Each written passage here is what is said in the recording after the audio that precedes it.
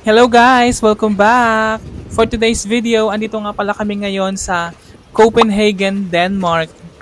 So, etong Copenhagen, Denmark, isa to sa mga pinaka-favorite port ko talaga. Sa lahat ng mga binibisita naming lugar dito sa Europe, ito talaga yung parang isa sa mga paborito ko. Dito sa Copenhagen, Denmark, din makikita pala yung statue ni Little Mermaid. So, malapit lang dito, along sa pier lang na to. So, next time, bibisita ako dun para mag-video. Para ma-share ko rin dito sa channel ko.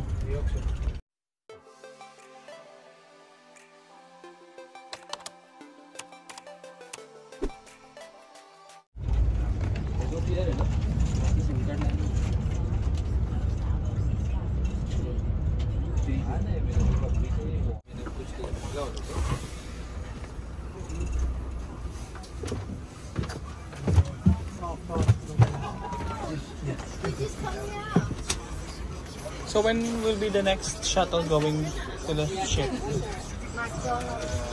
30 minutes? About 30 minutes. Thank you.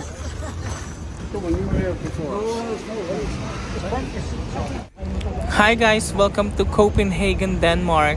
So for today's video, itutur ko kayo dito. Bali, panoramic tour lang to kasi mag-iikot-ikot lang tayo.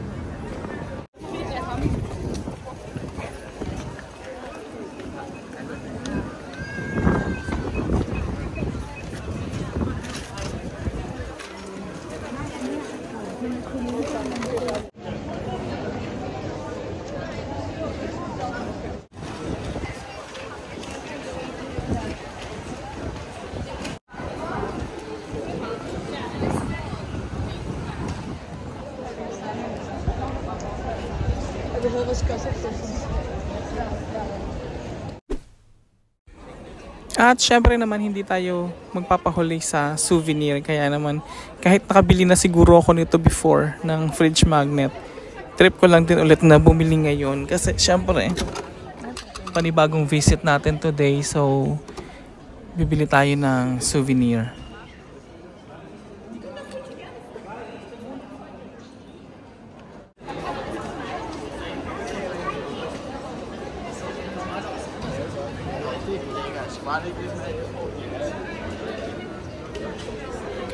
Yung currency nga pala dito sa Denmark ay ang tawag niya is Danish crown or Danish kroner.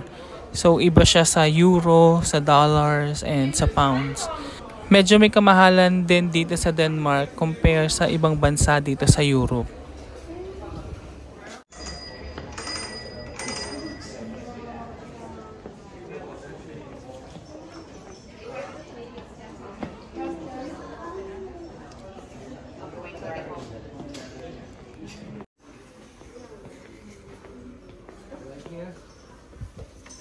This one has a price? Oh no, that's not a price. No, no price.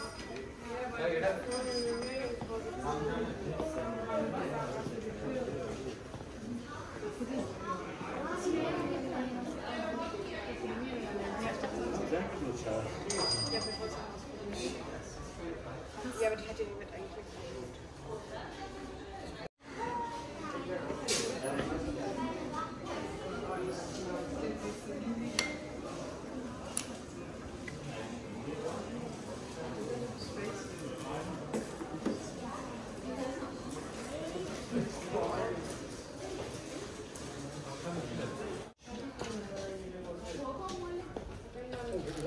Yeah, please.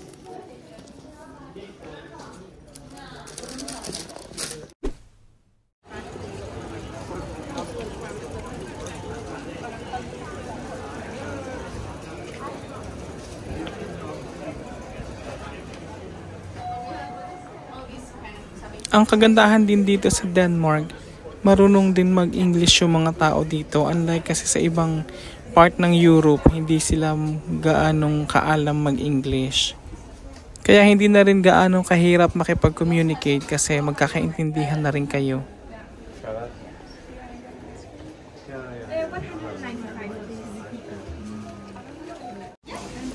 And of course, susubukan din nating tikman yung kanilang locally made chocolates dito sa Denmark.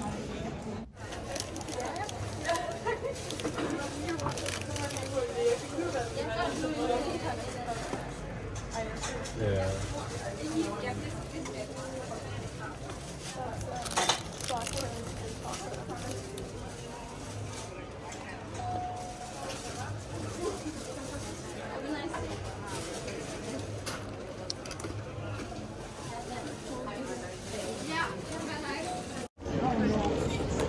Etong Copenhagen, Denmark, isa to sa mga pinaka-paborito kong port na pinupuntahan namin dito sa Europe. Tuwing may biyahe kami ng Copenhagen, Denmark, talagang lumalabas talaga ako dito. Kasi napakaganda talaga ng lugar. Makikita nyo naman sa background, ang linis, tapos yung mga buildings, kakaiba talaga. Tapos parang ang lakas makasosyal ng datingan dito sa Copenhagen. Tapos ang dami niyang mga high-end na mga shops. Kaya parang feeling ko nasa BGC ako or nasa Ayala, Makati na parang pinabongga ng mas bongga pa doon. Kaya kahit wala akong gaanong oras ngayon sa break time ko, talagang lumabas ako. So kino-consider ko siya ngayon as buwis buhay na short visit dito sa Copenhagen. Kasi nga favorite place ko to, kaya talagang lumabas pa rin ako kahit alam kong malilate ako mamaya. Pero sana hindi ako malate, makahabol ako sa shuttle bus pabalik ng barko.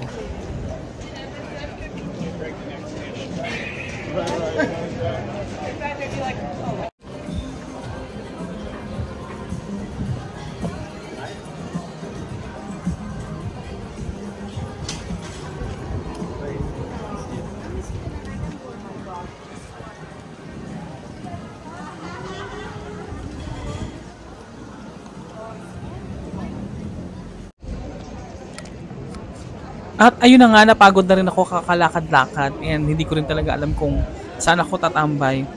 Kaya nag-decide na akong balik na ako ng barko. Kailangan kong mahabol yung shuttle bus na pabalik kasi kapag hindi, malilate talaga ako sa duty. Kasi medyo matraffic dito, tapos yung antayan ng bus medyo matagal. And okay na rin kasi medyo nakapag-unwind na ako and nakabili na rin ako ng fridge magnet as souvenir, although meron na ako nabili nito before. And andito na rin yung shuttle bus service na abutan ko siya. Nag-aantay ito actually ng mga pasahero at mga crew na pabalik ng barko. So wish ko lang na hindi siya magtagal dito kasi malilate ako kapag ganun. Ayun na nga, mga more than 5 minutes lang yung waiting namin dito, tapos lumarga na rin kami agad pabalik sa barko. By the way, yung bus na sinasakyan namin ngayon ay double decker, tapos dito ako pumesto sa pinakaunahan sa taas para naman ma-enjoy ko yung city view habang bumabiyahe kami pabalik ng pier.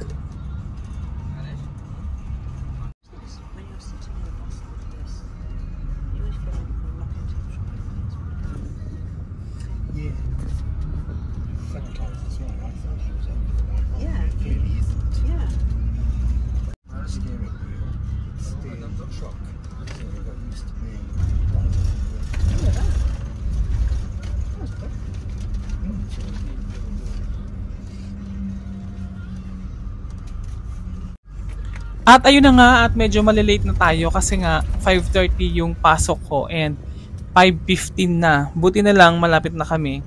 So tatakbo na lang kami nito mamaya pagbaba ng bus. Wala na natin. Pasahero.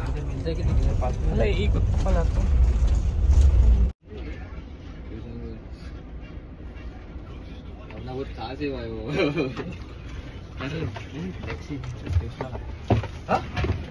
Taxi को taxi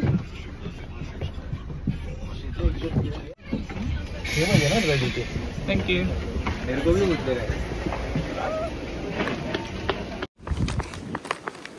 Takbo na tayo pabalik kasi kailangan natin magmadali. Pati yung ibang crew medyo malilate na rin sila. So hanggang dito na lang yung ating video for today. Kaya thank you for watching. Bye!